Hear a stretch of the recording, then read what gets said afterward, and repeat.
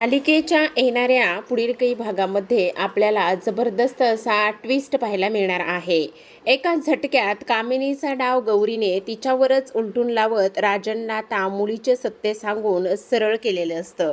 हेच आपल्याला या आजच्या ट्विस्टमध्ये जाणून घ्यायचंय, पाहायचंय. आणि त्याच सोबत अनामिकाचं एक नवीन वादळच आता नयनताराने कमळी आणि ऋषीची जवळीक पाहून इथे आयुष्यामध्ये त्याच्या आणलेलं असतं. आणि हेच आपल्याला या आजच्या भागामध्ये जाणून घ्यायचंय, पाहायचंय. त्यामुळे व्हिडिओ शेवटपर्यंत नक्कीच पहा. तर आता प्रेक्षकांनो, आपण मालिकेमध्ये पाहतोय जेव्हा कामिनीला समजलंय की गौरी नावाची चिठ्ठी या घरामध्ये आली होती आणि नेमकी गौरी कोण आहे, त्याचबरोबर ही गौरीची चिठ्ठी इथे कशी बरं आली आणि ही कमळीच्याच बॅगेत आली होती, म्हणजेच गौरी कुठेतरी आहे. आणि गौरी कुठेतरी आहे तर मग आता ती आपल्याला सापडली गेली पाहिजे. ह्या गोष्टीचा कामिनी आता इकडे विचार करू लागते आणि त्यामुळे जी चिठ्ठी आता इकडे कचऱ्यामध्ये पडलेली असते तीच चिठ्ठी शोधण्याचं काम इथे आता कामिनी सोबतच अनिका ह्या दोघी जणी करू लागलेल्या असतात. तेव्हा अनिका म्हणत असते, अगं ग्रॅनी आजी, हे सगळं काय आहे? पण ती मात्र काही केल्या ऐकायला तयारच नसते. आता जेव्हा ती चिठ्ठी सापडते आणि चिठ्ठी सापडल्याबरोबर ती चिठ्ठी आता ती रागिणीला दाखवते. रागिणीला ती चिठ्ठी दाखवल्याबरोबर तिच्या तर पायाखालची जमीनच सरकते. ती विचार करते, हे सगळं काय आहे आई?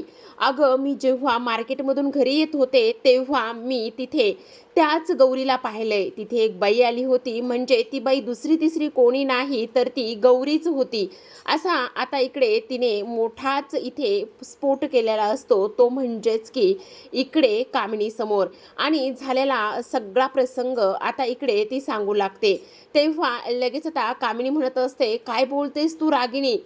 तू काय डोक्यावर पडलीस का? तुझ्या समोर ती होती आणि तुझ्या समोर असताना तुला ती कोण आहे, काय आहे, ह्या सगळ्या गोष्टी समजल्या नाही? त्यावर रागिणी म्हणत असते, अगं आई, मी कार चालवत होते आणि कार चालवत असताना मी पाहिलं. मी लगेचच गाडीतून खाली उतरले. पण तुला सांगू का, मी जेव्हा गाडीतून खाली उतरले ना तेव्हा ती मात्र मला पाहून पळून गेली होती.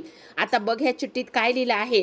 तिनं त्या चिठ्ठीत असं लिहिलं आहे की मी परवा तुम्हाला सांगितलं आहे जे काही, आणि मला तुमच्याशी भेटायचं आहे. आणि जर तुमचा होकार असेल तर तुम्ही खिडकीतून लाल रंगाचा रुमाल खाली टाकाल आणि त्यानंतर आपली भेट होईल. ही चिठ्ठी कामिनी वाचत असते आणि तेव्हा लगेच आता ती म्हणत असते, बघितलंस, म्हणजे ही जी काही गौरी आहे ना ती राजनला वारंवार भेटते आणि नक्कीच राजनचं आणि गौरीचं असं दोघांचं एकमेकांमध्ये काहीतरी बोलणं झालंय आणि दोघांचं एकमेकांमध्ये काहीतरी बोलणं झाल्यामुळेच ती इथपर्यंत येऊन पोहोचली. म्हणजे ती इथे या अगोदर सुद्धा येऊन गेली, आपल्याला माहिती नाही.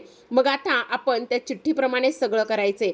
राजन मात्र दुसऱ्या दिवशी सुद्धा पूर्ण नशेत असतो. राजनच्या हातामध्ये कामिनीने लाल रंगाचा कपडा दिलेला असतो आणि तिने तो खिडकीतून बाहेर टाकायला लावलेला असतो, तो म्हणजेच की राजनला. आणि राजनला तो लाल रंगाचा कपडा खिडकीतून बाहेर टाकायला लावल्यानंतर आता कामिनी म्हणत असते, आता येऊ दे त्या गौरीला. आता एकदा गौरी येईल आणि ती कायमचीच आता या जगातून निरोप घेईल. असं काहीतरी करायचं. रागिनी, तू काळजी करू नकोस. तुझा संसार मी आतापर्यंत वाचवत आलेली आहे. इथून पुढे सुद्धा तुझा संसार वाचवण्याची जिम्मेदारी ही माझीच आहे. असं आता इकडे ती बोलत असते. ह्या सर्व गोष्टी बोलल्यानंतर दुसऱ्या बाजूला आपण पाहतो की कमळी नेहमीप्रमाणेच आता ऋषीकडे गेलेली असते.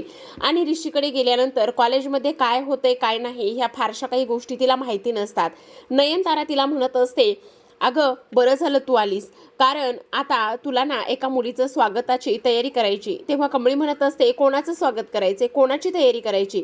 तेव्हा ती म्हणते, अगं मी नाही का तुला फोटो दाखवला होता ऋषीसाठी, आणि आज ती कॉलेजमध्ये आलेली आहे. मग आता ऋषी तिला घरी घेऊन येत आहे, त्याच मुलीचं स्वागत करायचे. आणि तुला सांगू का, खरं तर आता आमच्या घरातल्या बऱ्याच काही गोष्टी तुला माहिती आहेत. मग ती आल्यानंतर ना तिला सगळं काही तूच सांगायचं आहेस. तेव्हा कमळी म्हणत असते, पण मीच का? त्यावरती म्हणत असते, अगं मीच का म्हणजे वेडी आहेस का तू?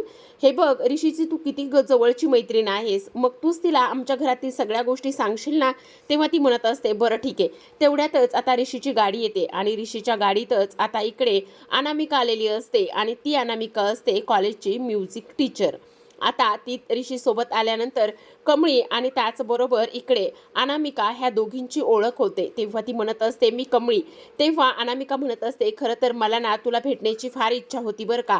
आज ती माझी इच्छा पूर्ण झालेली आहे. खरंच तुला भेटून मला फार आनंद झालाय.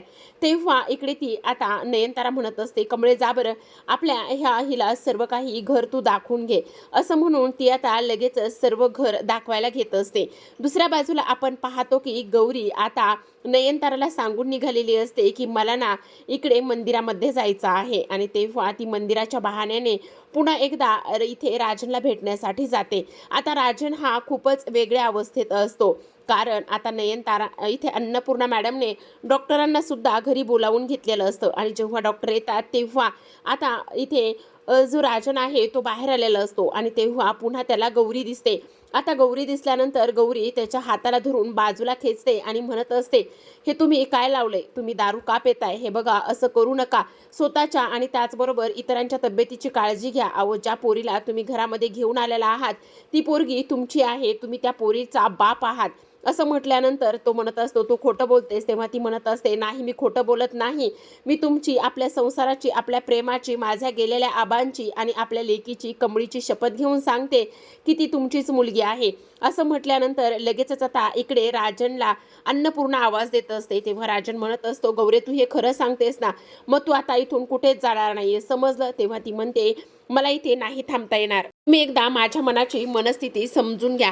मी तुम्हाला आता हे सांगितलंय ना ते एकदा विचार करून बघा. खरंच आपली मुलगी म्हणजे कमळीच आहे हे तिने सांगितल्यानंतर आता लगेचच अन्नपूर्णा राजन राजन म्हणून आवाज देत असते.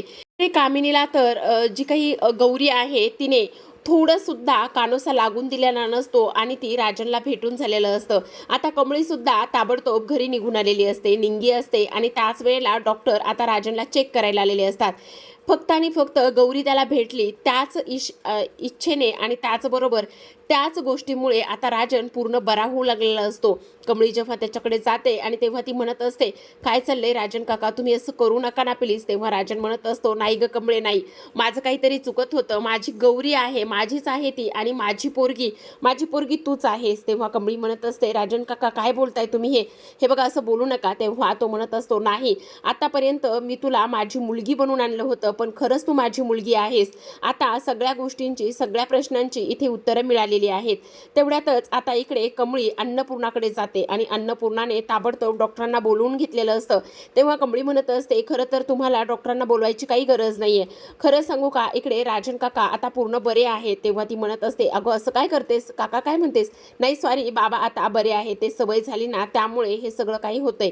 पण तेव्हा अन्नपूर्णा म्हणत असतात नाही काही जरी झालं ना तरी एकदा मला डॉक्टरांना दाखवूनच घेऊ दे. आणि लगेचच आता इकडे अन्नपूर्णा डॉक्टरांना बोलावून घेतात. इकडे कामिनी म्हणत असते राजनसाठी ह्या म्हातारीने डॉक्टर सुद्धा बोलवलेले आहेत.